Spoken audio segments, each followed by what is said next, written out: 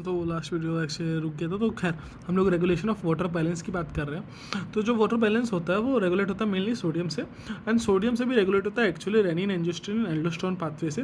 Rennin और एंजियोस्टेरिन, actually rennin जो है वो रिलीज होता है जीजीए सेल से, जो कि जो एक्चुअली जाता है एंड वो ट्रिगर करता है किसको, एंजियोटेंसिन 2 का रिलीज को। एक्चुअली ये पूरा प्रोसेस है, देखिए एंजियोटेंसिनोजेन को जो है वो कन्वर्ट करता है इनटू एंजियोटेंसिन 1 में। एंजियोटेंसिन 1 जो है वो कन्वर्ट हो रहा है एंजियोटेंसिन 2 में। एंजियोटेंसिन 2 जो है वो कन्वर्ट हो रहा है एंजियोटेंसिन 3 में। और एंजियोटेंसिन 2 एंड एंजियोटेंसिन 3 जो है वो मेन काम कर रहा है आपका लाइक जो संभालने में, किसको संभालने में, ऑस्मोलिटी को संभालने में। और साथ ही साथ जैसे ही एंजियोटेंसिन 2 रिलीज हुआ, ये एंजियोटेंसिन 2 जो है रेनिन को इनहिबिट कर देगा कि रेनिन और रिलीज मत हो। तो मतलब फीडबैक मैकेनिज्म का काम कर रहा है। रेनिन रिलीज हो क्या बोलते हैं, एंजियोटेंसिन 2 को रिलीज करवा रहा है, एंजियोटेंसिन 2 जाकर रिवर्सली इनहिबिट कर दे रहा है रेनिन को, ठीक है। तो दिस इज़ हमारा क्या होता है नॉर्मल केस है रेगुलेशन ऑफ वाटर बैलेंस का।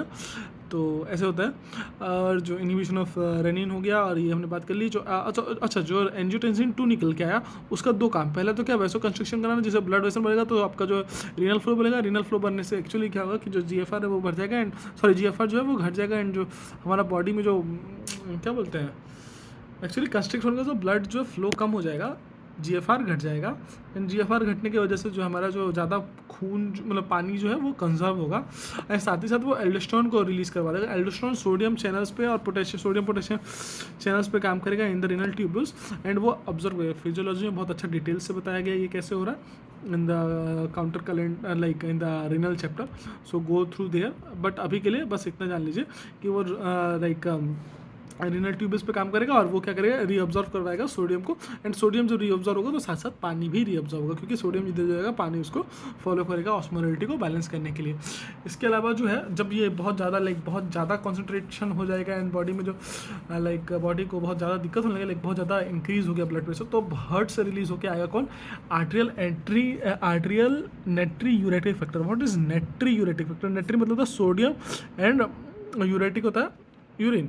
तो एक्चुअली क्या कहता है कि एट्रियल से लाइक एक्चुअली हट के आसपास में से ये जो निकल के आता है ये पेप्टाइड या फिर जो ये फैक्टर है, ये एक्चुअली क्या करते हैं कि यूरिन में सोडियम को भरता है, यानी कि एल्डोस्टेरोन जो है वो रिटेन करवा रहा था, जबकि ये जो है क्या बोलते हैं एएनएफ जो है वो एक्चुअली सोडियम को यूरिन में भेज दे रहा है, यानी कि एक्सक्रीट करवा दे रहा है या फिर सिक्रीट करवा दे रहा है।